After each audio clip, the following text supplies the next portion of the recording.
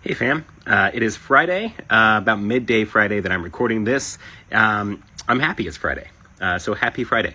I want to just tell you a little bit about this book that I've already hyped to you, and I will probably tag Professor Thiessen in this video, but I'm going to talk about Matthew Thiessen's most recent book, or at least just one page that includes three, I think, really important nuggets of wisdom. And so not to be too much of a stand for Matthew Thiessen, but I really am just a huge fan of his writing. I really approaches the way that he approaches his scholarship. I really appreciate. And he quotes Paula Fredrickson frequently, and Paula Fredrickson is also one of my very favorite scholars, someone who I've read a lot of Paula Fredrickson's work, both on Paul, but then also on the early Jesus movement as well. So huge Paula Fredrickson fan, huge Matthew Thiessen fan. Matthew Thiessen cites Paula Fredrickson a lot. And so, you know, the stars kind of align here, where I just tend to really appreciate everything that I've read from Matt Thiessen. Let me give you those three nuggets of wisdom that appear on one page in this book. Okay, so here it is. It's called A Jewish Paul. There you see by Matthew Thiessen, The Messiah's Herald to the Gentiles, which reminds me just a bit of Paula Fredrickson's book, Paul, the Pagan's Apostle. And like I said, Thiessen quotes Fredrickson quite a bit in his work, and that is the case in this book about Paul. But man, Thiessen, his treatment of Jesus and ritual purity and impurity, Jesus and the forces of death, another just really terrific, enlightening, eye-opening book. And we're getting a very similar kind of a reading here with the Jewish Paul, which is kind of a hallmark of Thiessen's writing, it would seem.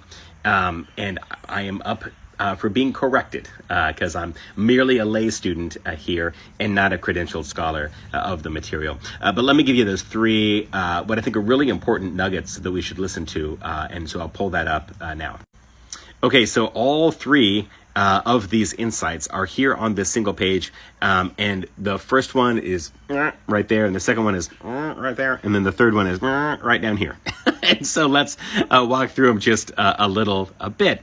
The first one that's up here, what Matthew Thiessen is noting is that when we go to reconstruct Paul's thinking and Paul's theological kind of framework, the first thing that Thiessen, I think, does a terrific job to notice, and it is in this kind of underlined section here. I think you could potentially pause and read that if you wanted to. But what Matthew Thiessen is saying here is that it seems that when we look to Paul, we can't help but view that reconstruction or study or examination or investigation of Paul and Paul's writings. We cannot look at that without also being influenced by the modern discipline of biblical scholarship. And Matthew Thiessen notes for his distinct approach to study and his training as well, that your social context is going to influence the way that you examine a subject. I come out of the philosophy of science as my formal academic background, and we would put this simply, that there's no such thing as value-neutral observation, meaning that all of us are bringing some cultural and social influences, some academic or training influences. This is always with us when we go and examine a subject. And so truly there's no value-neutral observation. There's no such thing as like pure objectivity. We are always influenced by a number of social conditions. And so Thiessen calls that out first, which is so important. This is really early in the book. Can you see? There's not a page number here. I've cut it off at the top. This is really early. This might be in chapter 1 or even in the introduction. The second thing that I want to draw your attention to is, this idea that starts with, I would argue that where uncertainty persists. So here Thiessen is saying, we are not going to solve all the problems of the text. We're not going to answer all the open questions that we have about the text, that there will always be some uncertainty, some ambiguity. Some things will always, and I'm starting to use some of my language here as well. So this is a paraphrase and an expansion. I don't want to put all these words in Matthew Thiessen's mouth. This is how I'm reading the text. At any rate, that there will always be some ambiguity for the way that we interpret this material. And so Thiessen says, when that uncertainty persists, because indeed uncertainty will persist, because these are theoretical reconstructions of the material. These are interpretations of the material. And when that uncertainty persists, here's where I think the wisdom is, that we have a moral obligation to choose against readings that would harm others. So this is, I think, a vitally important point to make, that we do have a choice in interpretation. Now, our interpretations of anything, any material, any literature, period, but specifically in this context, the biblical literature, that we are going to be faced with interpretive choices, that we have some agency in the process of interpretation. That doesn't mean that we can make the text say anything, although the text is malleable enough that we can make it say just about anything. But that uncertainty will persist in biblical interpretation, and when we're confronted with that uncertainty, we can acknowledge that there is a choice that stands in front of us in which way we move through the uncertainty, where we draw inferences and otherwise, when we just kind of suspend a judgment. And what Matthew Thiessen says is that when confronted with that choice, we should always choose the interpretation that reduces or mitigates or causes the least harm to other groups. Very, very, very wise insight, which sets us up for the third nugget of wisdom that is right above my head now. And this one, you could pause right now and read this. I would recommend that you do. I think this is just so important. Historically, Paul would have been surprised by the later Christian claim that Paul was rejecting Judaism and founding a new religion.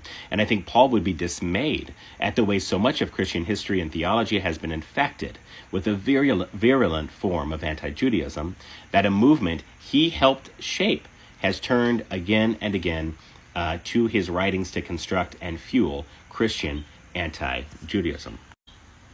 And not to shamelessly plug me, or not to attach me to Matthew Thiessen's thinking in too overt of a fashion, although I am influenced by his work, even very, very recent work like Jesus and the Forces of Death, I have quoted and used in blog posts time and time again, and I've only had that book in hand for 8 months or something. So he has rapidly influenced, or at least refined, some of the ideas that I already have about the text and about the interpretive project writ large. But you guys know who follow me, that, oftentimes I will say the reason that I try to restore some of the authentic Jewish voice to the gospel accounts, to remind us of the cultic context of the gospel accounts. The reason to do that, or at least one reason why I'm interested in that, is it does help us to resist Christian anti-Jewish rhetoric, including supersessionary thinking, that Jesus came to establish a new covenant that somehow supersedes the old, replaces the old, diminishes the old in any way. And so I think Thiessen here, I'm totally in alignment with what he has said. And certainly I'm not the first person to say this, and neither is Matthew Thiessen, but it's important to just mention time and time again that there is a way to read into Paul's material that does fuel Christian anti-Semitism or anti-Jewish rhetoric. And just back to the second point, we need not to choose that interpretive path forward. Because when uncertainty persists, let's choose the reading that causes the least amount of harm to others. And so that's just a couple of notes on one page of that book. So clearly I'll have a lot to say about it.